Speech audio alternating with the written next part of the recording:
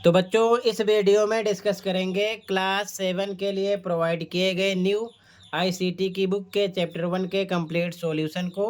Chapter name है data representation and processing 03 presentation tool. ठीक है, न्यू आईसीटी बुक है, ध्यान से यहाँ से आप देख सकते हो। ठीक है, देख लो सभी क्वेश्चन को और सभी आंसर को। चैप्टर नेम यहाँ से नोट कर लेना। ठीक है, सीधा आ जाओ एक्सरसाइज के क्वेश्चन पर। ठीक है, ध्यान से देखो एक्सरसाइज का क्वेश्चन। ठीक है, अभ्यास का फर्स्ट क्वेश्चन है, ध्यान से देखो। बहुविकल्पीय प्रश्न। फर्स्ट क्वेश्चन है, निम्न में से कौन सा विकल्प प्रेजेंटेशन सॉफ्टवेयर का उपयोग है? तो फर्स्ट ऑप्शन है ए बिजनेस मीटिंग प्रेजेंटेशंस, ये है। प्रोजेक्ट प्रेजेंटेशंस बाय स्टूडेंट्स, ये भी है। कम्युनिकेशन ऑफ प्लानिंग, ये भी है। तो ऑप्शन डी लगाएंगे, ऑल ऑफ एबव। ठीक है, फर्स्ट में डी करेक्ट है। सेकंड क्वेश्चन है ओपन ऑफिस इम्प्रेस में निम्नलिखित में से कौन सा लेआउट विकल्प उपलब्ध नहीं है?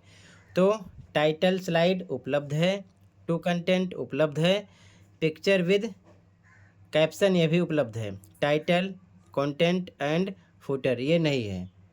ठीक है, तो सी करेक्ट हो जाएगा, title content and footer. Okay, अगला थर्ड है, निम्नलिखित में से किसका उपयोग ओपन ऑफिस इम्प्रेस में एक नई स्लाइड जोड़ने के लिए किया जा सकता है?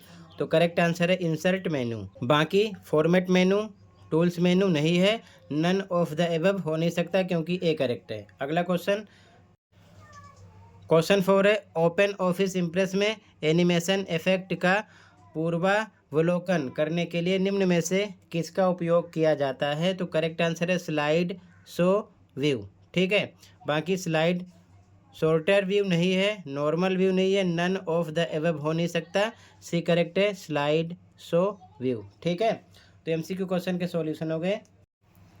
फर्स्ट में डी करेक्ट है, सेकंड में सी, थर्ड में ए, फोर्थ में सी करेक्ट है। ठीक है, आगे आ जाओ।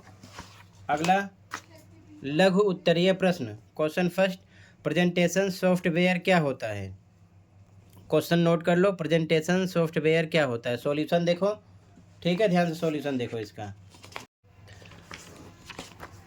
तो इसका आंसर आपको यहाँ से लिखना है। ठीक है, आंसर नंबर फर्स्ट, ध्यान से देखो। प्रेजेंटेशन सॉफ्टवेयर हमें अपनी एकत्रित जानकारी को एक बड़े दर्शकों के समूह को टेक्स्ट, इमेज, ऑडियो, वीडियो और एनिमेशन के माध्यम से प्रभावशाली तरीके से प्रस्तुत करने में सहायक है। ठीक है, यहाँ से यहाँ तक आपको आंसर लिखना है फर्स्ट का। ठीक है, यहाँ से ये पूरा आपको यहाँ तक लिखना है, फर्स्ट का आंसर हो जाएगा। ओके, आगे देखो अगला क्वेश्चन।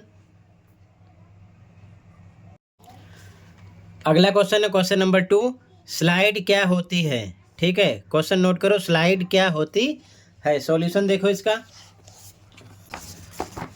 इसका आंसर आपको यहाँ से लिखना है। ठीक है, आंसर 2, ध्यान से देखो, आंसर नंबर 2। एक प्रेजेंटेशन डॉक्यूमेंट में कई पेज हो सकते हैं जिसमें हर एक पेज को हम स्लाइड कहते हैं। यहाँ तक इसका आंसर हो गया। ठीक है, एक प्रेजेंटेशन डॉक्यूमेंट में कई पेज हो सकते हैं जिसमें हर एक पेज को हम स्लाइड कहते हैं। यहाँ तक इसका आंसर हो गया। ठीक है, ये सेकंड का आंसर हो गया। फर्स्ट का आंसर आप यहाँ से भी लिख सकते हो, वही चीज़ लिखी है, यहाँ से भी लिख सकते हो। ठीक है, आंसर फर्स्ट। प्रेजेंटेशन सॉफ्टवेयर हमें अपनी एकत्रित जानकारी को एक बड़े दर्शकों के समूह को टेक्स्ट, इमेज, ऑडियो, वीडियो और एनिमेशन के माध्यम से प्रभावशाली तरीके से प्रस्तुत करने में सहायक है। ये आंसर फर्स्ट हो जाएगा यहाँ से यहाँ तक। ठीक है, क्लियर है? और आंसर सेकंड आपका यहाँ से यहाँ तक हो जाएगा, यहाँ तक लिख सकते हो। ठीक है, आगे देखो।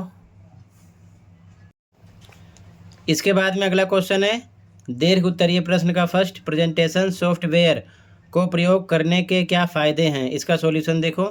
ठीक है, फर्स्ट का आंसर इसमें देखो ध्यान से, आपको सभी आंसर अपनी बुक से लिखने हैं, यहाँ से लिखना है इसका आंसर। ठीक है, आंसर फर्स्ट है दीर्घ उत्तरीय प्रश्न का। पहला पॉइंट लिखना, पॉइंट में लिखना, यह सॉफ्टवेयर प्रेजेंटेशन बनाने में मदद करता है। पहला पॉइंट हो गया, पॉइंट 1।